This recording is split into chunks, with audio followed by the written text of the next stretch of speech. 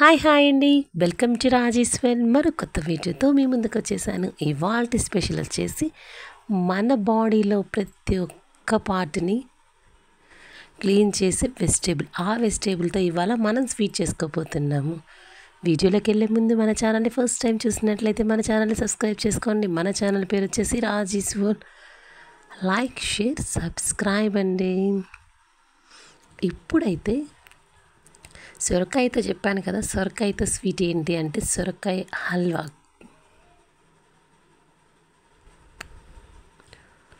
ఈ సొరకాయతో స్వీట్ ఏంటండి, ఎన్ని రకాలు చేసుకోవచ్చు. సొరకాయ జ్యూస్, సొరకాయ తపాల చెక్కలు, సొరకాయ పెసరపప్పు కలిపి కూర, స్టఫ్డ్ సొరకాయని కొత్తగా అసలు ఎంత బాగుందో మొన్న చేశానండి. నెక్స్ట్ వీడియోస్లో ఆ స్టఫ్డ్ సొరకాయ నేను పెడతాను. సొరకాయ పప్పు, సొరకాయ పచ్చడి చాలా రకాలు చేసుకోవచ్చండి. దీనికి మనకి కాస్ట్లో తక్కువగా దొరుకుతుంది, క్యాలరీస్లో తక్కువగా ఉంటుంది. ఎనర్జీ ఎట్లా అంటే మనకి క్యాలరీస్, బ్యాడ్ కొలెస్ట్రాల్ని తగ్గిస్తుంది, బ్యాడ్ ఫ్యాట్ని అంటే చెడు కొవ్వుని కూడా చాలా తగ్గించే సొరకాయ. ఇప్పుడైతే నేను ఒక సొరకాయ తీసుకున్నానండి. ఆ సొరకాయని బాగా నీట్గా క్లీన్ చేసి పైన చెక్కు తీసి లోపలంతా తెల్లగా ఉంటుంది చూడండి, ఇత్తనాలది, అదంతా కండ పక్కన పెట్టేసి సపరేట్ చేసుకోవాలి. దాన్ని అయితే మనం క్యారెట్ తురుముకుంటాం చూడండి, అలా తురుముకోవాలండి, అంతే. అది పక్కన పెట్టేసుకున్న తర్వాత ఇప్పుడు ఒక బాండీ పెట్టి, దీనికైతే కొంచెం మందపాటి బాండీ పెట్టుకోండి. ఈ మందపాటి బాండీ పెట్టాక ఒక 2 నిమిషాలు సిమ్లో ఉంచాక 4-5 టేబుల్ స్పూన్స్ నెయ్యి వేసుకొని డ్రై ఫ్రూట్స్ వేయించుకోండి.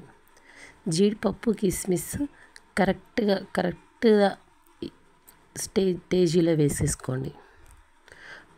బాగా మాడిపోకుండా దూరగా వేయించేసుకొని తీసుకోండి.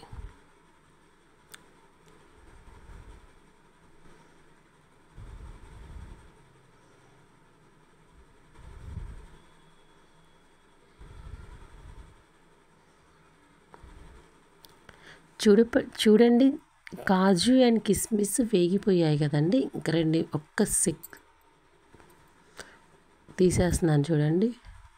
ఇప్పుడు ఈ కాజు కిస్మిస్ తీసి పక్కన పెట్టాక మళ్ళీ అదే బాండీలో ఒక 2 టేబుల్ స్పూన్స్ మళ్ళీ నెయ్యి వేసుకొని ముందుగా తరిగి పెట్టుకున్న సొరకాయ, తురుము పెట్టుకున్న సొరకాయ వేసుకోవాలండి. సొరకాయ తురుము వేసాక నెయ్యిలో ఆ సొరకాయ పచ్చివాసన పోయేంత వరకు బాగా ఒక 10 నిమిషాలు కలుపుతూ, అడుగంటకుండా పక్కకి వెళ్ళకుండా అక్కడే బాగా కలుపుతూ ఉండాలన్నమాట.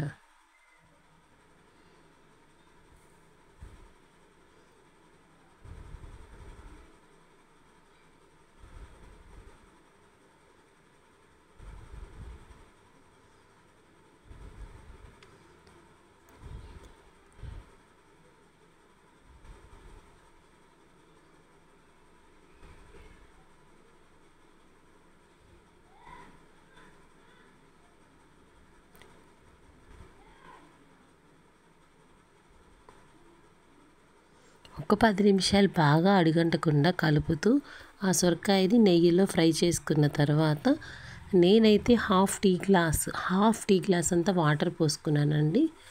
ఇంకా ఆ పచ్చివాసన ఎక్కడన్నా ఉన్నా కానీ నీట్ బాగా ఆ నీరు ఇంకిపోయేంత వరకు బాగా కలుపుకోవాలి మనం.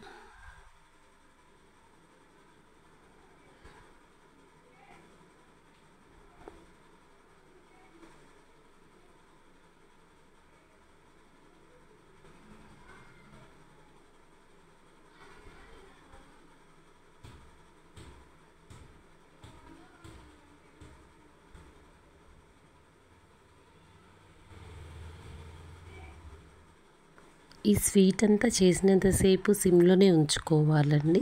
హైలో పెడితే కొంచెం బాగా అడుగంటుతుంది, అస్సలు బాగోదన్నమాట. వాటర్ వేసాక ఒక 5 మినిట్స్ సిమ్లో ఉంటే సరిపోతుందండి. మనం వేసిన వాటర్ బాగా అది ఉడుకుతూ ఇంకిపోతూ ఉంటుందన్నమాట.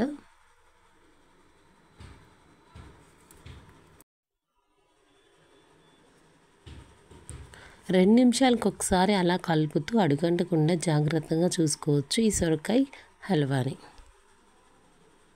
చూడండి మనం వేసిన వాటర్ మొత్తం ఇంకిపోయి మనం ముందుగా వేసిన నెయ్యి తేలుతుంది చూడండి పైకి.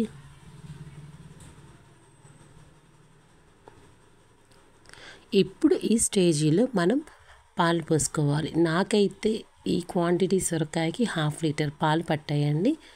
నేను ముందుగానే ఇవి కాగబెట్టుకున్నాను అన్నమాట.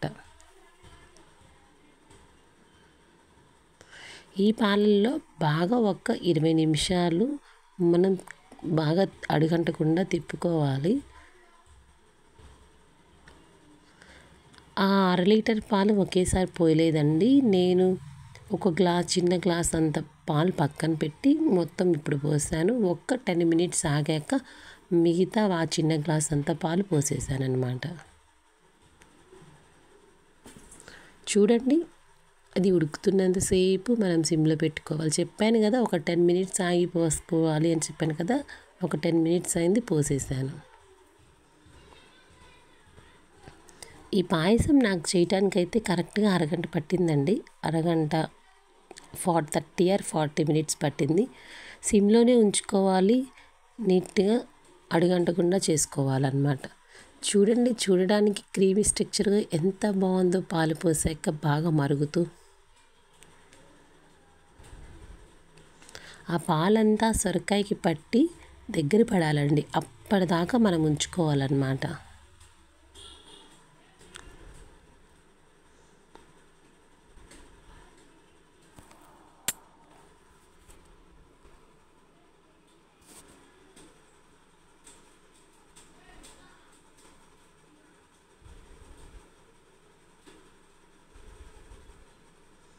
చూడండి అట్లా తెరలించుకుంటా బాగా తెరులుతుంది కదా. అలా పాలు మరిగి మనం వేసిన సొరకాయలోకి ఆ టేస్ట్ అంతా పట్టి ఎంత టేస్ట్గా ఉంటుందో సొరకాయ అనేది. ఇంకా ఈ సొరకాయలో ఇంకొకటి ఏంటి అని అంటే, మనలో ఉన్న లివర్ని నీట్గా క్లీన్ చేసే లక్షణం, గుడ్ క్వాలిటీ అంటే అన్నీ ఉన్నాయండి. అంటే మనిషికి లివర్ ఎంత ఇంపార్టెంటో ఆ లివర్ని నీట్గా క్లీన్ చేసేది లక్షణం ఉన్నది సొరకాయకు ఒక్కదానికి అన్నమాట. ఒక్క 20 మినిట్స్ బాగా ఆ పాలల్లో ఉడికిపెట్టాక పంచదార అయితే పంచదార అండి, బెల్లం అయితే బెల్లం, అది మీ ఇష్టం అన్నమాట, ఆప్షనల్లే. నేనైతే పంచదార వేసుకున్నాను. పంచదార వేసుకున్న తర్వాత ఒక్క 10 మినిట్స్ సిమ్లోనే ఉంచుకొని బాగా మరగబెట్టుకోవాలన్నమాట. అది దగ్గర పడేంత వరకు. చూడండి అసలు ఈ స్వీట్ చేసి పెడితే మా ఇంట్లో వాళ్ళందరి స్వీట్కి ఫిదా అయిపోయారండి. అంత టేస్ట్గా ఉంది. మన ఇంటిల్లి పాది ఇష్టంగా తినే అనపకాయ హల్వా.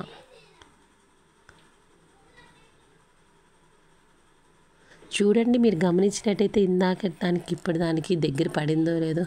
మనం పోసిన పాలన్నీ బాగా దగ్గర పడి చిక్కటం కాదండి, దగ్గర పడి బాగా ఆ సొరకాయ అంతా దగ్గరికి వచ్చేస్తుంది అన్నమాట. అప్పుడు ఆ స్టేజీలో మనం ముందుగా వేయించి పెట్టుకున్న జీడిపప్పును వేసుకోవాలన్నమాట. ఇప్పుడు నేను జీడిపప్పు వేసుకుంటున్నాను చూడండి. అంతే అండి. ఈ జీడిపప్పు మీరు గమనించినట్లయితే నేను చేస్తున్న బాండీలోనే పాలు ఎక్కడి నుంచి ఎక్కడికి వచ్చాయో మీరు బాగా గమనించవచ్చు. అంటే ఎలా అంటే చూడండి, అర కనిపిస్తుంది కదా, పాలు పోసినార కిందకి. ఇంకా ఇప్పుడైతే ఒక 2 నిమిషాలు ఆగి దించేసుకుంటానండి. చూడండి పాలన్నీ బాగా ఇంకిపోయి చాలా